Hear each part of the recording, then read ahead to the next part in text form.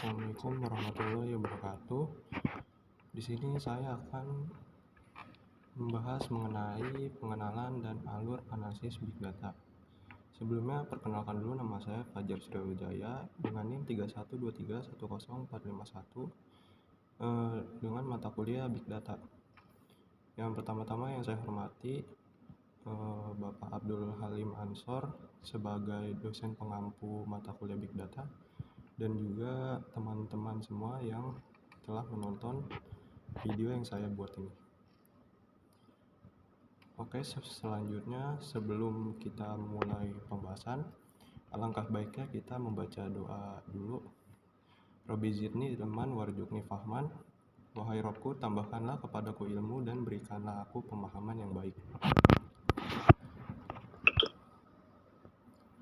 Lalu di sini ada sebuah kata-kata yaitu menguasai alur analisis Big Data bukan hanya tentang memahami prosesnya, tetapi tentang membangun intuisi, ketelitian, dan rasa ingin tahu terhadap dunia yang kita ukur dengan data. Jadi maksudnya itu adalah ketika kita belajar tentang Big Data, yang kita pelajari itu bukan hanya urutan langkah-langkah teknisnya, tapi juga bagaimana kita menumbuhkan cara berpikir yang lebih dalam terhadap makna di balik data tersebut.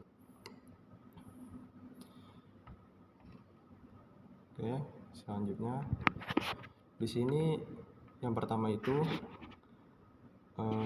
topiknya adalah apa itu Big Data Analytics.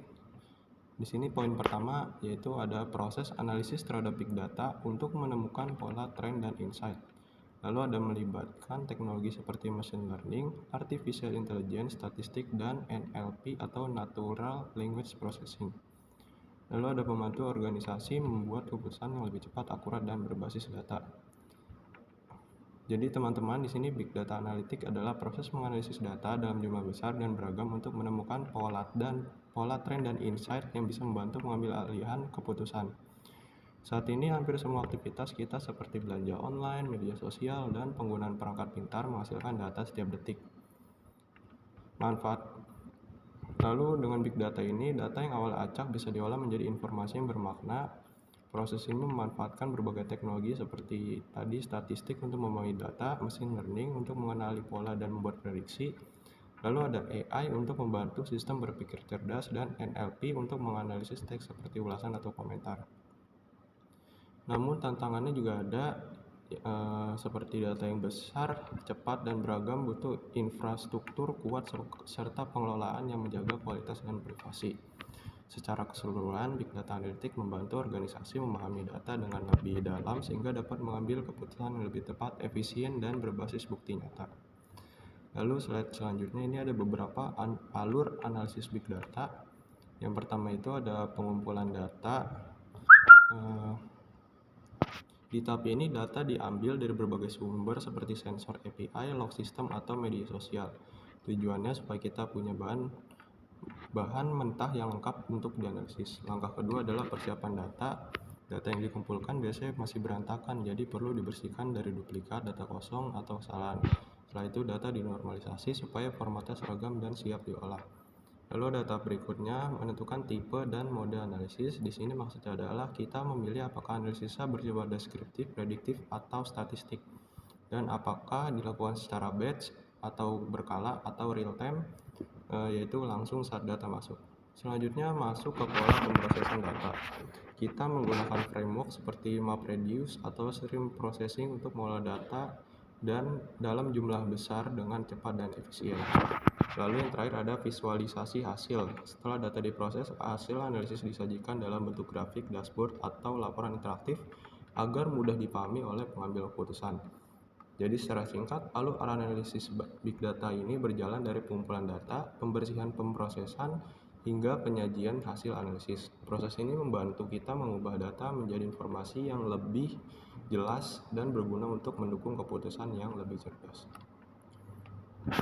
Lalu di sini ada slide ke-6 yaitu teknik Big Data Analytics. Di sini ada beberapa metode utama yang sering dipakai untuk menggali informasi dari data. Yang pertama ada asosiasi analisis. Teknik ini digunakan untuk mencari hubungan antar item dalam data. Contohnya di toko online, kita bisa menemukan pola seperti orang yang membeli roti biasanya juga membeli mentega. Teknik ini banyak dipakai untuk sistem rekomendasi produk. Selanjutnya ada data mining dan text mining. Data mining digunakan untuk menemukan pola dari data terstruktur seperti angka atau tabel, sedangkan text mining digunakan untuk menganalisis data tidak terstruktur, misalnya ulasan pelanggan atau postingan media sosial. Dari sini kita bisa tahu sentimen atau topik yang sering muncul. Yang selanjutnya ada machine learning. Ini adalah metode di mana sistem belajar dari data untuk melakukan tugas tertentu secara otomatis seperti klasifikasi, prediksi, atau deteksi anomali. Misalnya memprediksi penjualan bulan depan atau mengenali transaksi yang mencurigakan. Lalu yang terakhir ada predictive analytic, yaitu seperti namanya, teknik ini digunakan untuk memprediksi apa yang mungkin terjadi di masa depan berdasarkan data historis. Contohnya memperkirakan tren pasar atau perilaku pelanggan. Selanjutnya ada studi kasus sederhana. Di sini ada studi kasus, contohnya analisis ulasan durian menggunakan TF-IDF Vectorizer. Jadi misalkan kita ingin menganalisis ulasan tentang durian. Langkah pertama adalah melakukan tokenisasi, yaitu memecah teks menjadi potongan-potongan kata. Setelah itu kita menghitung nilai TF-IDF, singkatan dari Term Frequency Inverse Document Frequency. Nilai ini membantu kita mengetahui seberapa penting suatu kata dalam sebuah dokumen dibandingkan dengan seluruhan kumpulan teks. Dari hasil perhitungan tersebut, kita bisa menampilkan matriks atau daftar kata yang paling sering muncul dan paling berpengaruh dalam setiap ulasan. Misalnya, kata manis, aroma, atau pahit mungkin menjadi kata kunci yang menggambarkan pendapat pelanggan terhadap durian. Melalui analisis seperti ini, kita dapat memahami apa yang disukai dan tidak disukai oleh konsumen hanya dari teks ulasan yang mereka tulis. Meskipun sederhana, contoh ini menunjukkan bagaimana big data analitik khususnya text mining dapat mengubah data teks biasa menjadi wawasan yang berguna untuk pengambilan keputusan, misalnya dalam meningkatkan kualitas produk atau strategi pemasaran. Oke, sebelum kita tutup presentasi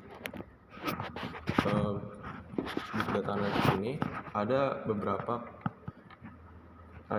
salah satu quote yang mengatakan bahwa di dunia yang bising oleh data, kemampuan membaca makna adalah seni tertinggi. Hari ini kita tidak sekadar belajar tentang data, kita belajar bagaimana membuat data bicara. Jadi di sini ketika kita belajar big data, kita sebenarnya tidak hanya fokus pada langkah-langkah teknis seperti mengumpulkan, membersihkan, atau memvisualisasikan data. Lebih dari itu, kita sedang melatih cara berpikir yang teliti, logis, dan peka terhadap makna di balik angka. Intuisi di sini berarti kemampuan kita untuk membaca pola dan memahami arah dari data yang kita lihat. Ketelitian berarti kita harus berhati-hati dalam setiap tahap analisis, karena kesalahan kecil bisa mengubah hasil. Dan rasa ingin tahu mendorong kita untuk terus bertanya, kenapa datanya seperti ini, dan apa yang menyebabkan pola tertentu muncul, dan apa yang bisa kita pelajari dari situ. Dengan tiga hal itu, intuisi, ketelitian, dan rasa ingin tahu, kita tidak hanya menjadi pengguna data, tapi juga orang yang mampu memahami cerita di balik data. Disinilah nilai sebenarnya dari menguasai big data analytic. Nah, jadi itulah maksud dari makna dari kata-kata tersebut. Oke, selanjutnya sebelum menutup video kali ini, jadi alangkah baiknya kita membaca doa Subhanakallahumma wa bihamdika asyhadu an la ilaha illa anta astaghfiruka wa atubu ilaik. Maha suci Engkau ya Allah, aku memujimu, aku bersaksi bahwa tidak Tuhan yang patut disembah dengan benar kecuali Engkau. Aku meminta ampunan dan bertobat kepadamu. Oke, sampai di sini saja pembahasan tentang topik big data analitik yang dapat saya sampaikan. Jika ada yang ingin ditanyakan, boleh kalian tanyakan di kolom komentar. Sekian dari saya. Wassalamualaikum warahmatullahi wabarakatuh.